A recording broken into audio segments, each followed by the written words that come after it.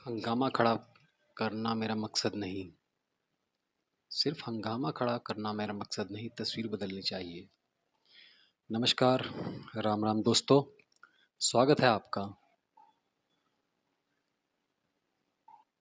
जुगलबंदी के नए एपिसोड में। बीती 21 जुलाई को यूपीएससी की छात्रा द्वारा आत्महत्या की खबर सुनकर दिमाग सुन्न हो गया। दिल्ली में हुई दर्दनाक घटना के बाद बिल्ली पपोती का प्रोग्राम ही चल रहा है दोस्तों। कुछ बेसमेंट और बिल्डिंग पर कार्रवाई कर विभाग ने अपनी पीठ थपथपा ली और अधिकारी भी खुश हो गए। परंतु क्या ये कार्रवाई संतोषजनक है? जो बेसमेंट बन चुके हैं उन पर दिखावे के लिए केवल कागजी कार्रवाई करते हुए खानापूर्ति कर दी गई, लेकिन जो बेसमेंट अभी बन रहे हैं, बनाए जाने के को तैयार हैं, उनका क्या? वह भी तो भविष्य में किसी न किसी घटना को अंजाम दे सकते हैं, लेकिन विभाग उन पर कोई कार्रवाई नहीं करना चाहता है। अभी हाल ही में सुप्रीम कोर्ट ने संज्ञान लेते हुए इन कोचिंग सेंटर्स और बेसमेंट्स को डेथ चैम्बर कहा था। तो कहाँ है इस समस्या की जड़? तो थोड़ा दिमाग पर जोर डालिए दोस्तों और कुछ वयस्कों से बात करिए।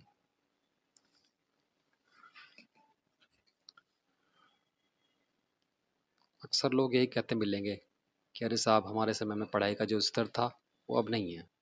मतलब कहने का ये है कि +1 और +2 का जो सिलेबस है वो उस तरह का नहीं है कि बिना तैयारी के स्टूडेंट आईआईटी, जेई या नीट के एग्ज़ाम के लिए अपेयर हो सकें, जिस कारण बच्चे को कोचिंग का सहारा लेना ही पड़ता है।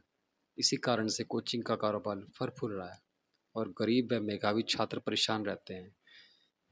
इन कोचिंग्स का ऐड आप हर दिन प्रमुख अखबारों के फ्रंट पेज पर देख सकते हैं।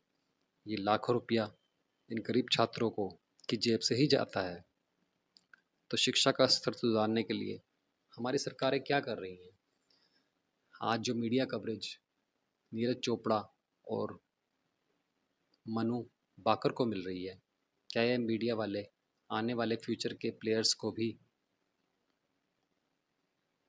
लेकर कोई रिपोर्ट्स बनाएंगे? उनकी समस्याएं उठाएंगे, उनकी आवाज़ बनेंगे? और कोच चाहे प्राइवेट हो या गवर्नमेंट हो, उनकी भी दिक्कतों को सरकार के सामने लाने में मदद करेंगे। 145 करोड़ की जनसंख्या पर केवल 1000 स्टेडियम है दोस्तों हमारे पास, जबकि चाइना की जनसंख्या भी हमारे आसपास ही है और वहाँ पर मल्टी स्पोर्ट्स स्टेडियम की संख्या 1,70,000 है ना शॉकिंग? एक अच्छा लीडर हम तभी चुन सकते हैं जो हमारा इलेक्शन मेथड अच्छा हो। आज़ादी के बाद हमने जो मेथड अडॉप्ट किया, उसका भी एक कारण था कि उस समय हमारे देश के लोग ज़्यादा पढ़े लिखे नहीं थे, इसलिए हमने एक बहुत ही इजी मेथड अडॉप्ट किया। परंतु इस मेथड की वजह से राजनीति के अंदर अपराधीकरण बहुत बढ़ गया है। लेकिन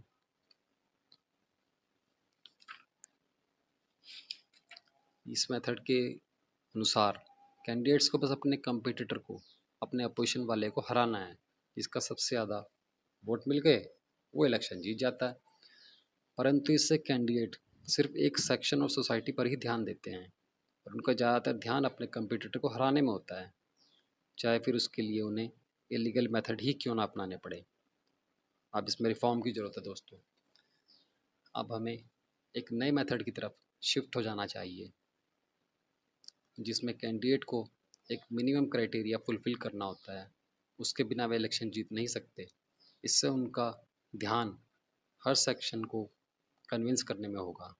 आने वाले समय में भी यदि हम अपनी भावी पीढ़ी का भविष्य सुधारना चाहते हैं, तो अपने लीडर को चुनते समय सावधानी बरतें। आपराधिक पृष्ठभूमि वाले अनपढ़, धन लोलुप लोगों से बचें।